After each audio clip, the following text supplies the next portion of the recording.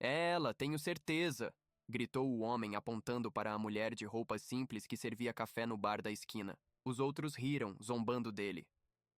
Você enlouqueceu, aquela mulher limpa mesas há anos, disseram com desdém. Mas quando ele mostrou a foto antiga que carregava no bolso e revelou quem aquela mulher realmente era, o silêncio foi absoluto, e o que aconteceu depois mudou tudo para sempre. Marta Helena Cavalcante, 61 anos, era invisível. Não no sentido metafórico que costumamos usar para descrever pessoas ignoradas. Ela era literalmente invisível aos olhos de quem frequentava o bar do Toninho. Chegava todos os dias às 5h15 da manhã, quando a rua Américo-Brasiliense ainda dormia sob o manto úmido da madrugada paulistana, e o único som que quebrava o silêncio do Cambuci era o tilintar metálico das grades sendo erguidas nas lojas vizinhas. Vestia sempre o mesmo avental desbotado, um tecido azul marinho que já fora índigo vibrante há pelo menos uma década, agora lavado tantas vezes que as fibras começavam a rasgarem nas costuras. Por baixo, uma blusa lisa de algodão branco amarelado e calça de elástico preta que carregava remendos invisíveis, mas perceptíveis ao toque. Seus sapatos eram tênis brancos de lona, do tipo vendido em camelôs por R$ 15, com solas tão finas que ela sentia cada irregularidade do piso de cerâmica encardida que esfregava diariamente. Mas havia algo nas mãos de Marta que chamava a atenção de quem realmente observava. Não eram mãos de faxineira, não totalmente. Sim, estavam marcadas pelo trabalho braçal, com calos nas pontas dos dedos e palmas ressecadas pelo contato constante com água sanitária e detergente barato. Mas os dedos eram longos, delicados, com articulações que se moviam com uma precisão quase musical quando organizava xícaras ou dobrava panos de prato. E nas raras ocasiões em que estava sozinha, ela os movimentava no ar, como se tocasse teclas invisíveis, desenhando acordes que só ela podia ouvir. No bolso esquerdo do avental, sempre presente, carregava uma pequena caderneta de capa marrom, gasta pelo tempo e manuseio. Era do tamanho de um baralho de cartas, com páginas amareladas repletas de anotações em letra miúda e inclinada. Ninguém nunca perguntou o que havia ali. Ninguém se importava o suficiente. Antônio Ferreira Neto, Toninho para os clientes, patrão para Marta. Tinha 50 anos, barriga proeminente esticando a camisa polo branca que usava todos os dias, e um jeito de andar que proclamava propriedade sobre cada centímetro daquele estabelecimento. Seu Rolex dourado, réplica comprada no Brás, mas que ele jurava ser original, batia contra o balcão de madeira toda vez que ele servia cerveja ou contava dinheiro no caixa. Tinha bigode grisalho aparado com esmero e cabelo penteado para trás com brilhantina. Passava por Marta toda manhã sem um cumprimento sequer. Não um bom dia, não um aceno, não como se a presença daquela mulher silenciosa fosse parte da mobília, necessária mas irrelevante, como o ventilador enferrujado do teto ou as cadeiras de plástico rachadas. Cláudia Santos, 24 anos, era a única exceção naquele ambiente de indiferença calculada. Trabalhava meio período no bar, dividindo o turno da tarde com Marta, e desde o primeiro dia notou algo diferente naquela mulher de 61 anos que limpava mesas com movimentos precisos demais, que falava com uma dicção perfeita demais, que carregava uma postura ereta demais para alguém que teoricamente nunca havia sido nada além de empregada de boteco. Você já trabalhou em outro lugar antes? Cláudia perguntou uma vez, enquanto secavam copos lado a lado. Marta sorriu, um sorriso triste e distante. Já há muito tempo. Onde? Em lugares que não existem mais. E a conversa morreu ali, porque havia algo na voz de Marta que não convidava insistência. Não era rispidez. Era apenas uma porta gentilmente fechada, com a placa invisível escrita: "Não entre, não por mal, apenas não entre." 16 anos. Esse era o tempo que Marta trabalhava no bar do Toninho, sem registro em carteira, sem 13º, sem férias, sem sequer um comprovante que atestasse sua existência formal naquele lugar. Recebia R$ 300 por semana em dinheiro, R$ 1.200 por mês, menos do que um salário mínimo, trabalhando 12 horas por dia, 6 dias por semana. Morava num quartinho de pensão na rua São Joaquim, 5 estações de metrô dali, dividindo banheiro com outras 7 pessoas, e cozinhando em fogareiro elétrico porque a proprietária não permitia fogão a gás. O colchão de solteiro tinha molas expostas que ela cobria com cobertor dobrado. A janela dava para um muro cinza, e o único luxo que se permitia era uma luminária de leitura, comprada num brechó por R$ 10, para poder escrever no caderno marrom durante as noites de insônia. Porque Marta ainda escrevia. Mesmo depois de 16 anos de silêncio forçado, mesmo depois de ter perdido literalmente tudo, mesmo depois de ter sido apagada do mundo como se nunca tivesse existido, ela ainda escrevia. Melodias, letras, progressões harmônicas rabiscadas em pentagramas improvisados. Tinha 4 cadernos cheios guardados numa sacola plástica embaixo da cama, junto com um único objeto do passado que conseguira salvar. Uma pequena medalha de prata com a inscrição Prêmio APCA 2002, Melhor Compositora. Ninguém sabia, ninguém podia saber. Naquela sexta-feira úmida de março de 2024, o bar do Toninho estava no ritmo habitual da manhã. 6 clientes espalhados pelas mesinhas de fórmica.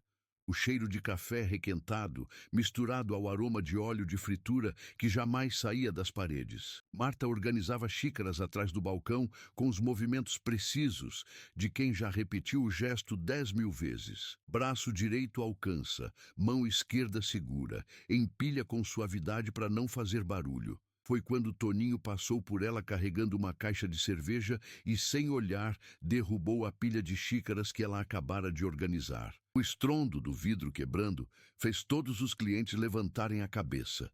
"Porra, Marta! Olha onde você deixa as coisas!"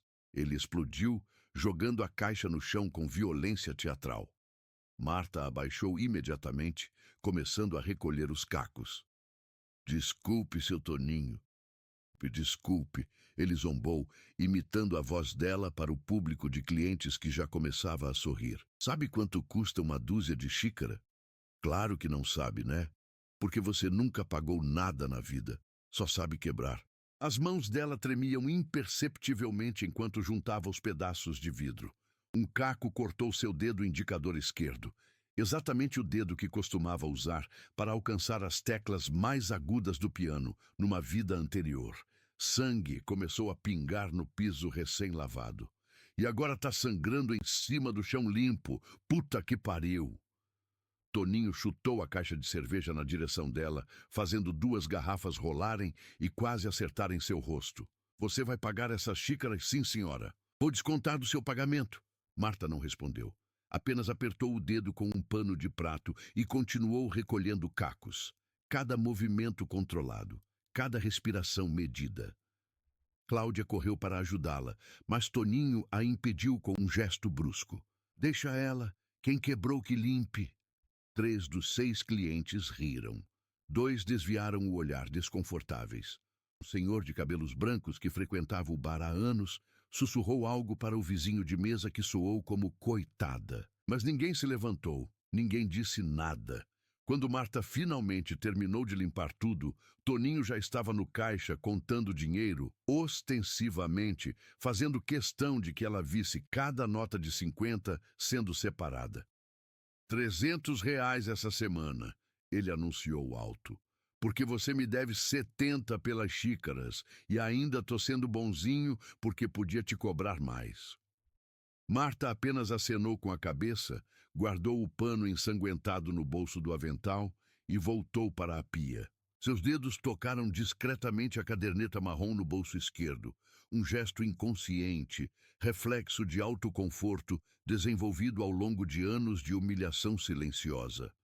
Cláudia observou tudo de longe, com as mãos cerradas em punhos brancos de tensão. A chuva começou por volta das 3 da tarde. Não aquela garoa paulistana típica, mas um temporal violento que transformou a rua Américo-Brasiliense num rio barrento em questão de minutos. Os clientes correram para dentro do bar, sacudindo guarda-chuvas encharcados e ocupando todas as mesas disponíveis. Toninho estava em seu elemento, gritando pedidos, contando trocados com pressa, reclamando de tudo e de todos. Marta e Cláudia corriam entre as mesas, servindo café, limpando mesas, recolhendo xícaras sujas.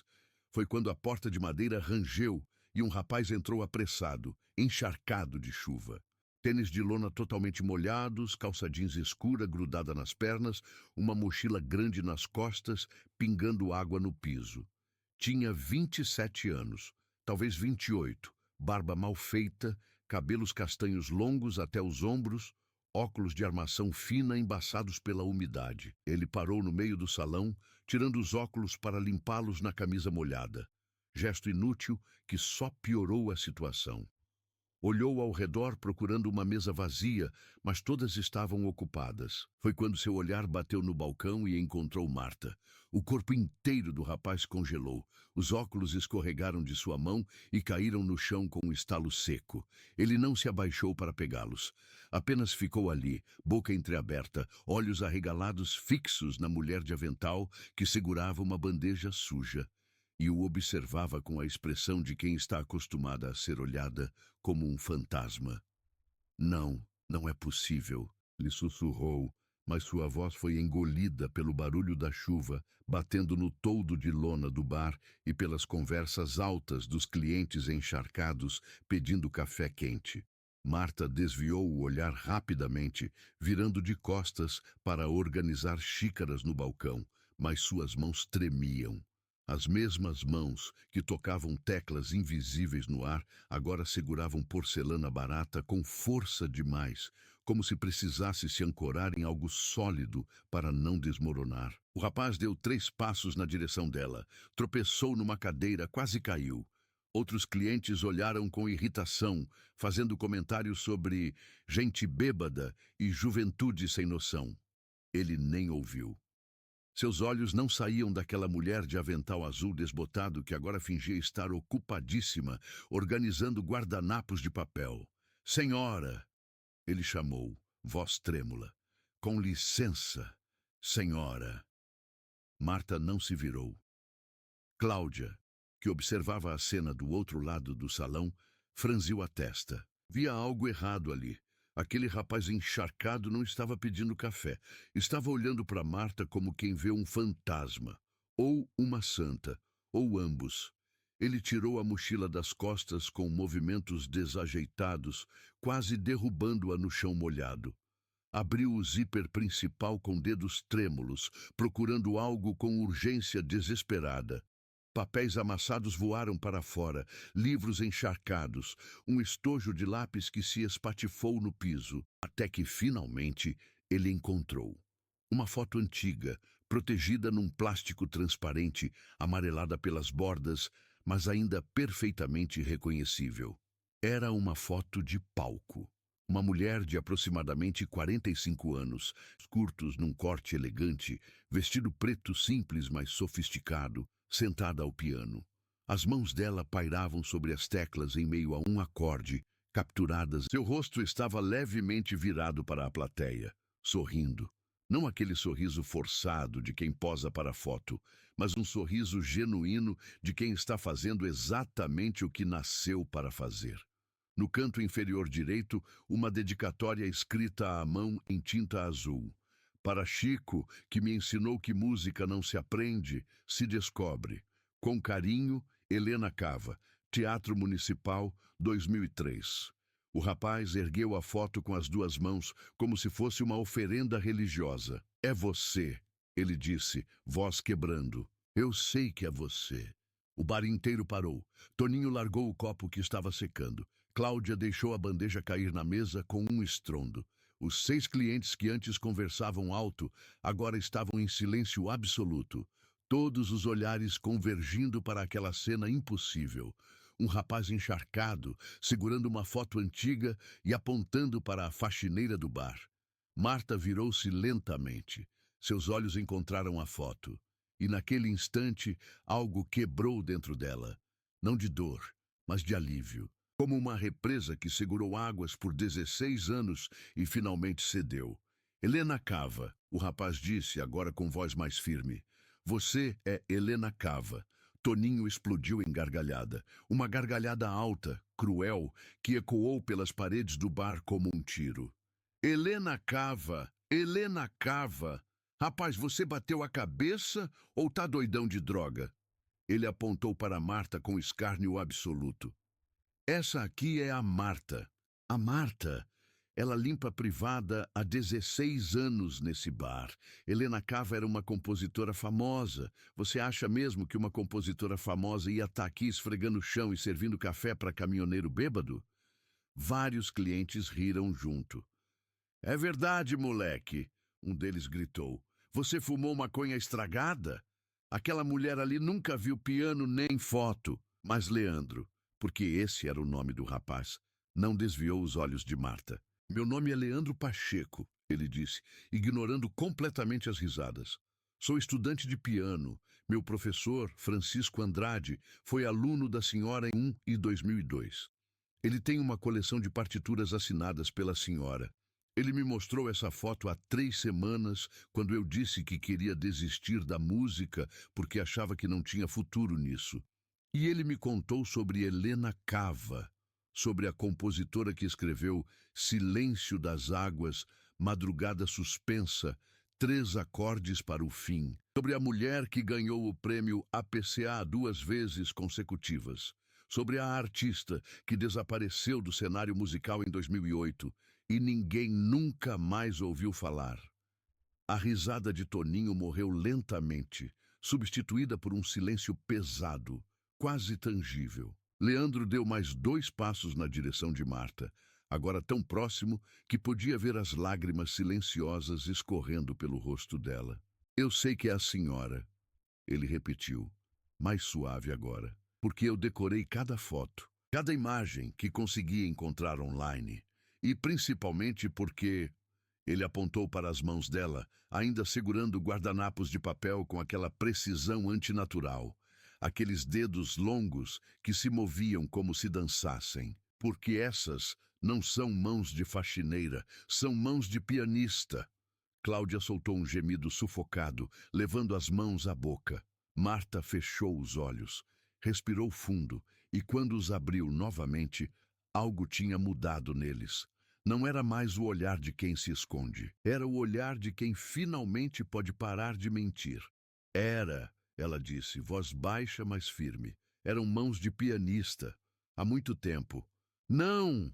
Leandro quase gritou. Ainda são! Meu professor me disse que você tinha um dom que ninguém mais tinha. Que você compunha músicas que faziam as pessoas chorarem sem saber por quê. Que você tocava como se o piano fosse uma extensão da sua alma. E ele me disse uma coisa que eu nunca esqueci. Talento assim não desaparece. Pode adormecer, pode ser enterrado, mas nunca morre. Toninho, pálido agora, deixou o copo cair no chão. O som do vidro quebrando ecoou como... Você está dizendo que a Marta... Ele não conseguiu terminar a frase. Leandro se virou para ele com uma fúria contida. Eu estou dizendo que essa mulher aqui, que o senhor humilha todos os dias, que o senhor paga R$ 300 por semana para limpar privada, que o senhor trata como lixo, é uma das maiores compositoras que o Brasil já teve. Eu estou dizendo que o senhor tem uma lenda viva trabalhando nesse bar imundo e o senhor nem percebeu. Silêncio absoluto. Um dos clientes, senhor de cabelos brancos, levantou-se devagar da mesa. Eu me lembro dela, ele disse, voz trêmula. Eu vi Helena Cava tocar no Sesc Pinheiros em 2004. Levei minha esposa no aniversário de casamento dela. Foi a coisa mais bonita que eu já vi na minha vida. Outro cliente mais jovem já estava com o celular na mão procurando no Google. Puta merda, ele sussurrou. Puta merda, é verdade. Helena Cava desapareceu em 2008. Tinha processo na justiça contra o empresário dela, Rodrigo Cavalcante, por roubo de direitos autorais. E depois disso, nada. Ninguém nunca mais viu ela. O celular passou de minha mão. Fotos antigas do Google Images, mostrando uma mulher mais jovem, mais bem vestida, mas inconfundivelmente a mesma. Os mesmos olhos, as mesmas mãos. A mesma postura ereta demais para alguém que teoricamente deveria estar curvada pelo peso da vida. Cláudia finalmente encontrou sua voz. Marta, é verdade? Você realmente é? Marta olhou para ela, para a garota de 24 anos que tinha sido a única pessoa gentil com ela em 16 anos de invisibilidade, e sorriu através das lágrimas. Meu nome verdadeiro é Helena Cavalcante, ela disse. Usei o nome artístico Helena Cava durante 20 anos. Compus 87 músicas. Toquei em 340 apresentações. Ganhei 4 prêmios importantes. Tive 3 discos gravados.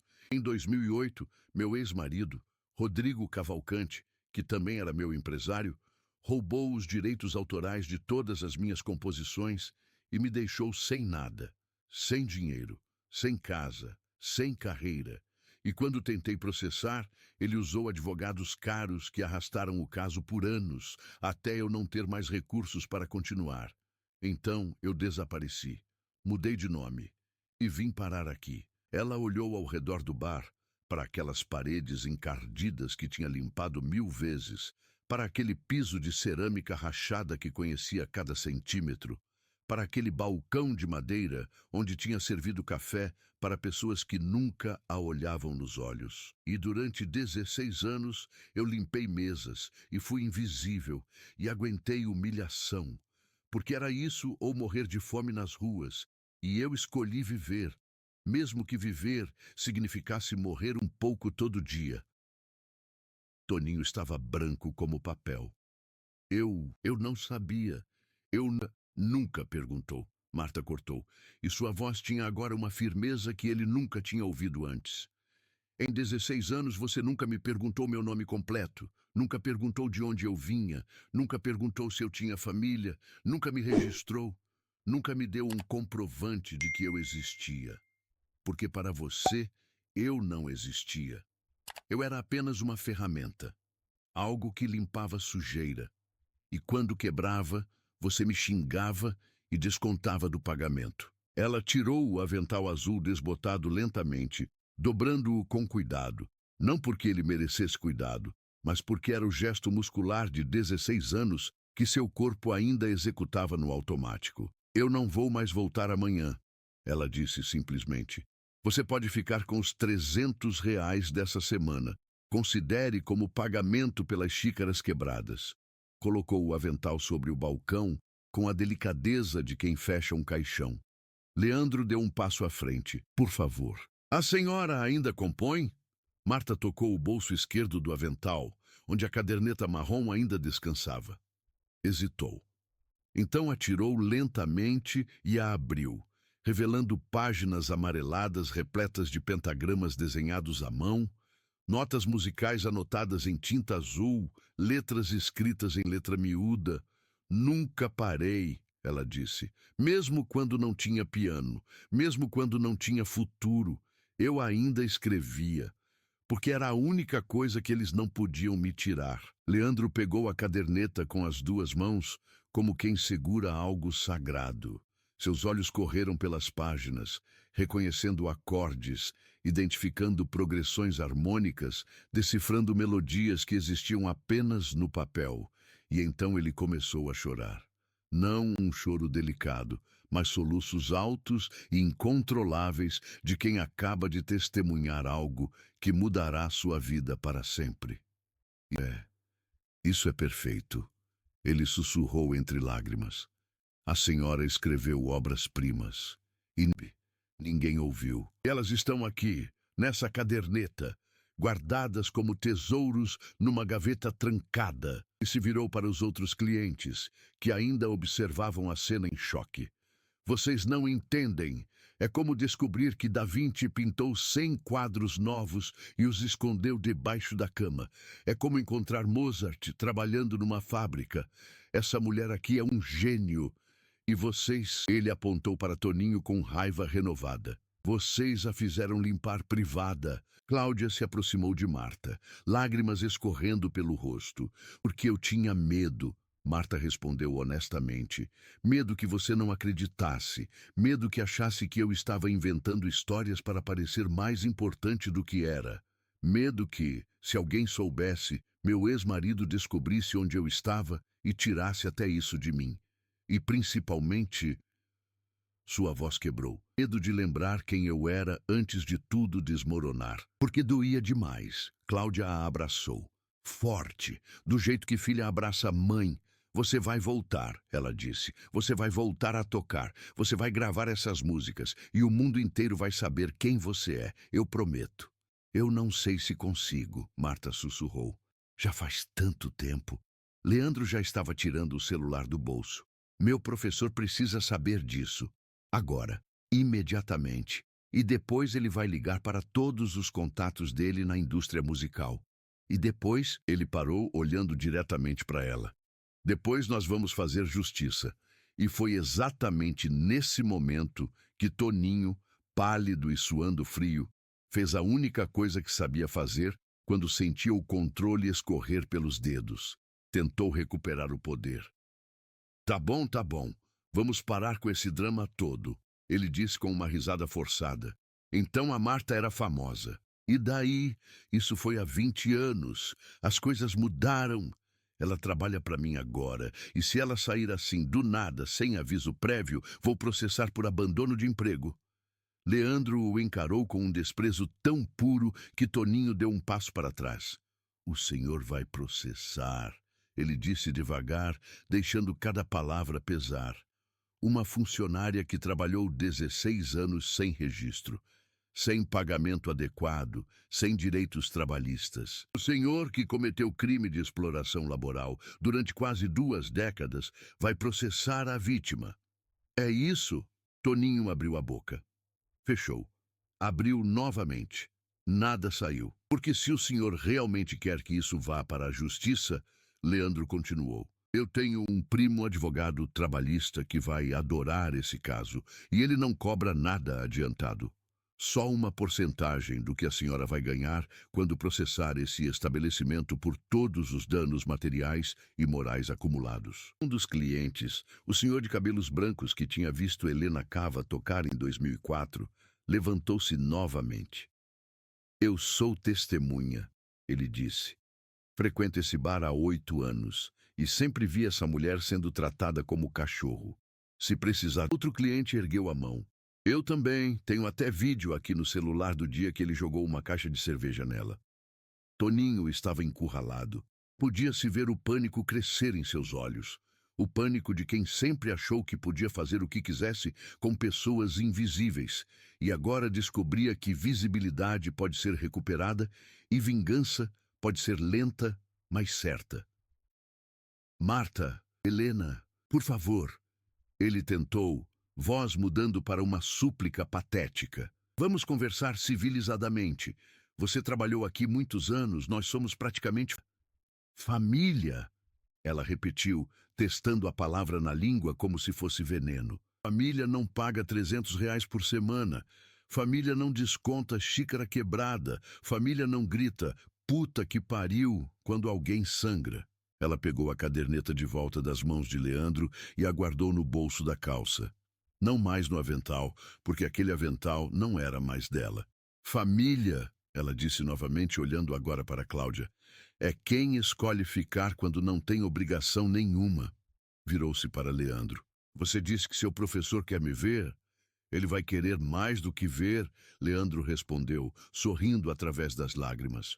Ele vai querer gravar cada música que a senhora compôs nesses 16 anos.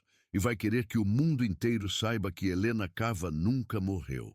Apenas e silêncio, quando é quebrado, faz o barulho mais lindo. Marta olhou para suas mãos, aquelas mãos que Leandro tinha identificado como mãos de pianista, que haviam tocado teclas invisíveis no ar durante 16 anos, que tinham esfregado o chão e lavado xícaras, mas nunca esquecido como fazer música.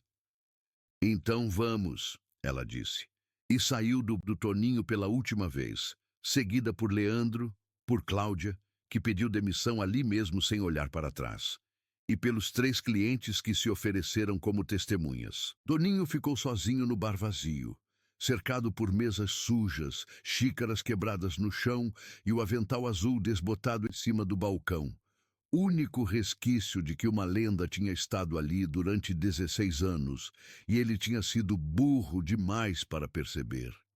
3 dias depois, uma ação trabalhista dando entrada na justiça contra Antônio Ferreira Neto por exploração de trabalho, danos morais e ausência de registro em carteira. Valor da causa, 780.000, calculados com base em todos os direitos não pagos em 16 anos, acrescidos de multas e compensação por trauma psicológico. Francisco Andrade, Chico, como gostava de ser chamado, tinha 76 anos, cabelos completamente brancos, uma bengala de madeira entalhada à mão e os olhos mais gentis que Helena tinha visto em 2 décadas. Quando Leandro apareceu na porta da sua casa, trazendo aquela mulher de roupas simples e mãos marcadas, dizendo: "Professor, eu encontrei Helena Cava." O velho pianista soltou a bengala, que bateu no chão de madeira com um estalo oco, e desabou a chorar. "Eu achei que você tinha morrido." Foi tudo o que conseguiu dizer, segurando as mãos dela como quem segura porcelana rara. "Quando você desapareceu, depois daquele processo, eu liguei para todo mundo, para todos os teatros, para todos os músicos que conheciam você. Ninguém sabia nada e eu pensei que você tinha..." "Quase," Helena disse simplesmente. "Quase." Chico a levou para a sala de música no 2º andar da casa. Um cômodo grande com paredes de madeira escura, estantes repletas de partituras amareladas, e no centro, banhado pela luz da janela, um piano de cauda Steinway preto como azeviche, tão bem cuidado que refletia o teto como espelho. "Toque," ele disse. "Por favor, uma música só, não importa qual."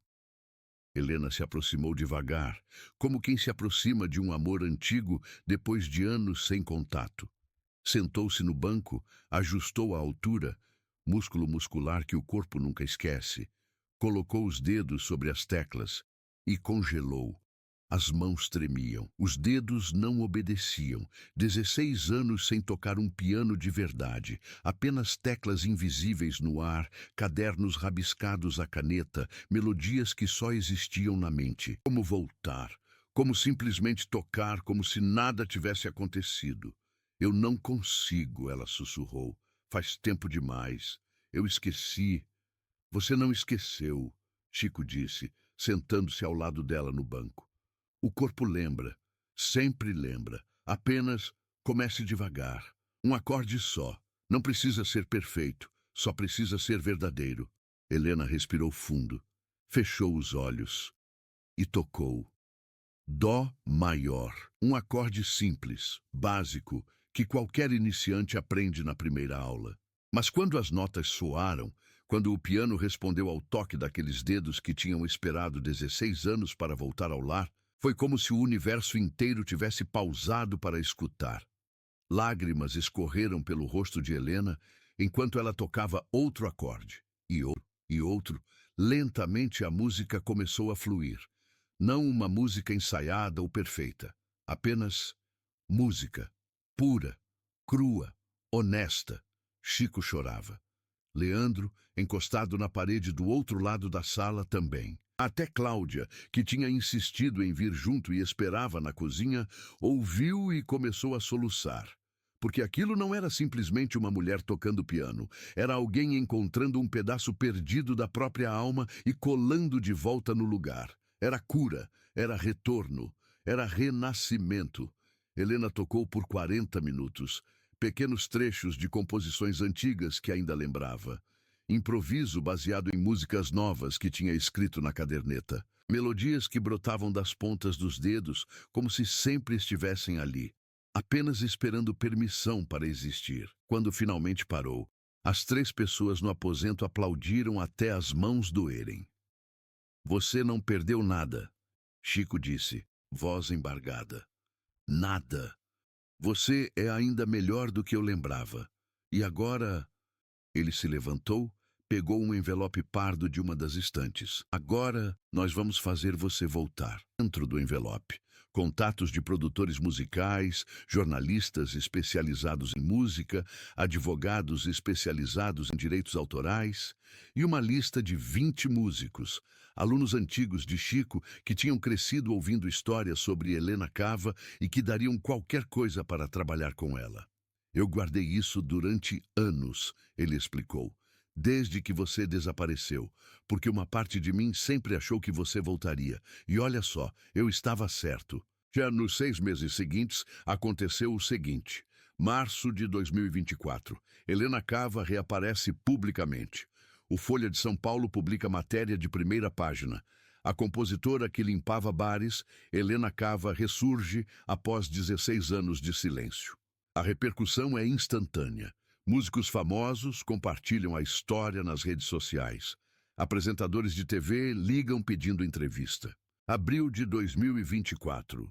Um documentário curto é produzido de forma independente por uma jornalista freelancer chamada Renata Souza, contando a história de Helena. O vídeo viraliza, alcançando 8 milhões de visualizações em 2 semanas. Comentários dizem coisas como: estou chorando no trabalho. Isso deveria virar filme.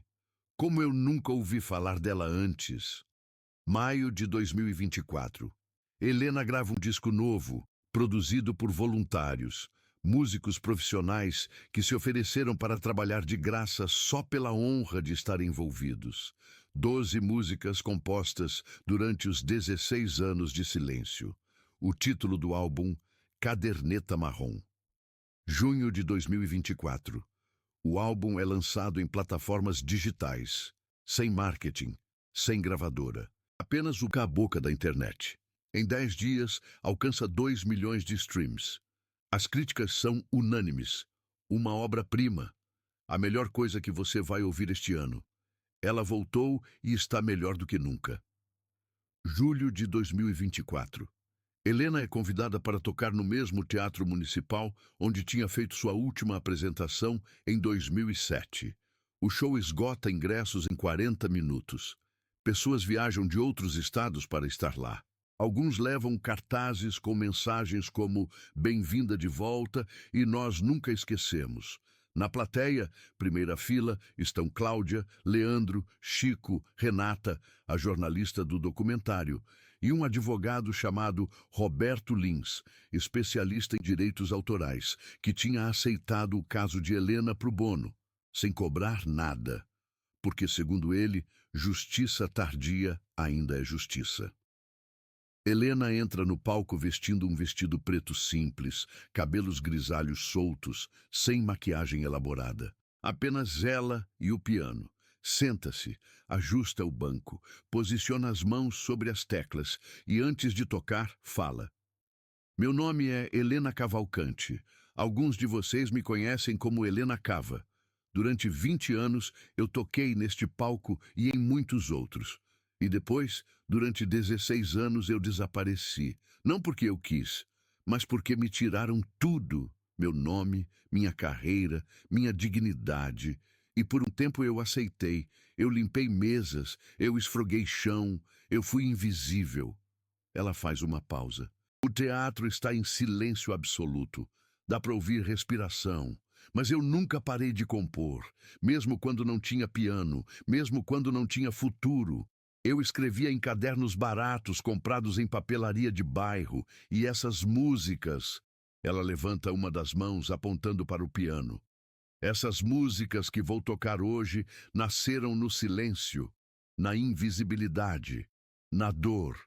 E agora elas vão nascer aqui, na frente de vocês, e vão provar que silêncio forçado não mata talento, apenas o torna mais verdadeiro. Ela toca. A primeira música se chama Mãos de Fantasma, sobre ser invisível. As notas são baixas, pesadas, quase fúnebres, mas há uma melodia aguda que brota aos poucos, crescendo, insistindo, recusando-se a morrer. A segunda se chama Cláudia, uma homenagem à garota de 24 anos que foi gentil quando ninguém mais era. É uma música suave, acolhedora, com acordes que soam como um abraço. A terceira se chama Leandro e a Foto, sobre o momento em que o passado bateu na porta encharcado de chuva.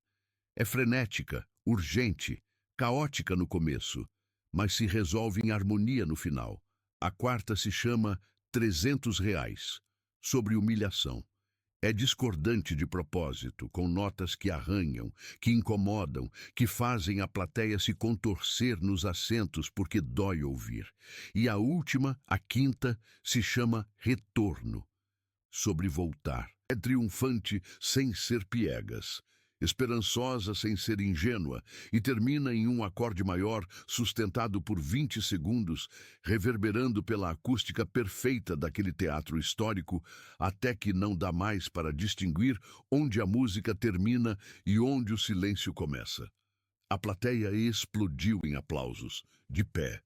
300 pessoas levantadas batendo palmas até as mãos doerem. Marta olhou para o canto esquerdo do palco, onde Cláudia, agora com 26 anos e trabalhando como produtora musical do Instituto, chorava abertamente. Para Leandro, 29 anos, sentado ao piano que em breve tocaria.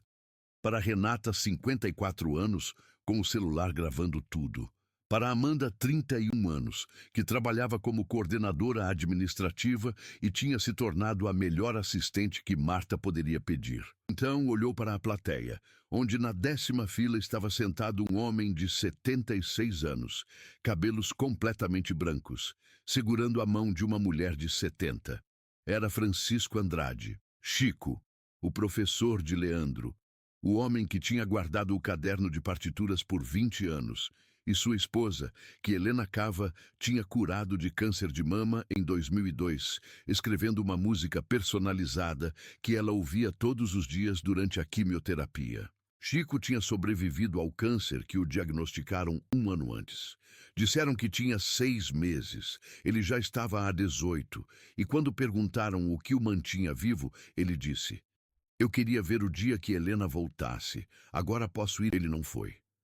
Viveu mais 6 anos. 3 anos depois, em 2029, o Instituto Helena Cava tinha 4 unidades: São Paulo, Vila Madalena, Rio de Janeiro, Lapa, Belo Horizonte, Savassi e Salvador, Pelourinho. Tinha formado 340 mulheres. Empregado 89 profissionais de música. Gerado 2,3 milhões de reais em renda para alunas através de shows, gravações e parcerias. E tornado-se referência nacional em resgate de talentos esquecidos. Marta, aos 67 anos, tinha cabelos completamente brancos, que ela deixava crescer longos e soltos. Usava roupas simples, mas elegantes, óculos de leitura pendurados no pescoço e sempre carregava uma caderneta marrom no bolso. Não a original, que estava emoldurada na entrada do instituto, mas uma nova, onde continuava compondo. Numa tarde de abril, ela estava sozinha na sala de música do Instituto de São Paulo, testando uma melodia nova no piano, quando a porta se abriu devagar. Era uma mulher de aproximadamente 55 anos, roupas puídas, mãos calejadas, olhos assustados. "Com licença, eu posso entrar?" Marta sorriu. Aquele sorriso que agora era só dela, sem tristeza, sem peso. "Claro. Sempre pode. Eu sou Rita Mendes, trabalho há 20 anos como copeira num escritório, e eu sempre quis cantar, mas nunca soube." Ela começou a chorar. "Me disseram que aqui é um lugar onde mulheres como eu podem." Marta se levantou, atravessou a sala e segurou as mãos dela. Mãos calejadas iguais às dela tinham sido. "Aqui é um lugar onde mulheres como nós podem ser quem sempre fomos por dentro. Bem-vinda, Rita." E Rita chorou de alívio, de esperança, de gratidão, enquanto Marta a abraçava, sabendo exatamente como ela se sentia. porque ela tinha estado ali, no mesmo lugar, no mesmo abismo, e tinha saltado, e agora estendia a mão para puxar outras, uma de cada vez, para sempre.